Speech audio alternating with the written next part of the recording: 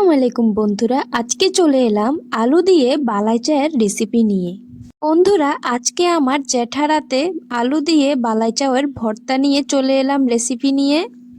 আসলে আমার জ্যাঠারাতে সব ধরনের ভর্তা মাখাই খুব টেস্ট হয়। তিনি নিয়েছেন পেঁয়াজ কুচি, স্বাদমতো লবণ, শুকনো কয়েকটা গোটা মরিচ, তারপরে সরিষার তেল দিয়ে ভালোভাবে মাখাই নিচ্ছে। তারপর দিয়ে দিল বালাই চাও কয়েকটা চামচ। বালাই চাওটা দেওয়ার পর তারপরে আবারও মেখে নিল। খুব লোভনীয় লাগছে।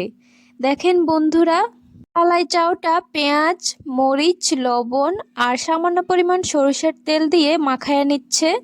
আপনারা চাইলে এভাবেও খেতে পারেন আলু না দিয়ে। এভাবে খেলেও অনেক টেস্ট হয়। আর গরম ভাতের সাথে তো তা যেন অমৃত। কয়েকটা আলু দিয়ে দিল, আলুটা মেখে নিচ্ছে গোটা গোটা করে।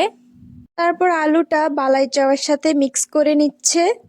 আমরা তো আমার জ্যাঠার হাতের ভর্তার ফ্যান হয়ে গেছি। আর সবাই বসে আছি কখন যে ভর্তা হবে আর গরম গরম ভাত দিয়ে খাবো। তারপরে তিনি খুব সুন্দর করে মাখাই নিচ্ছে। ভর্তা মানে জিভে জল আসার মতো এমন একটা অবস্থা। তারপরে রেডি হয়ে গেল এই তো আমাদের বালাই চাওয়ের ভর্তা। এরপর গরম গরম ভাতের সাথে খাওয়ার পালা। তো ভর্তা দিয়ে প্রথমে শুরু করলাম। বন্ধুরা, তোমাদের কাছে কি ভর্তা ভালো লাগে?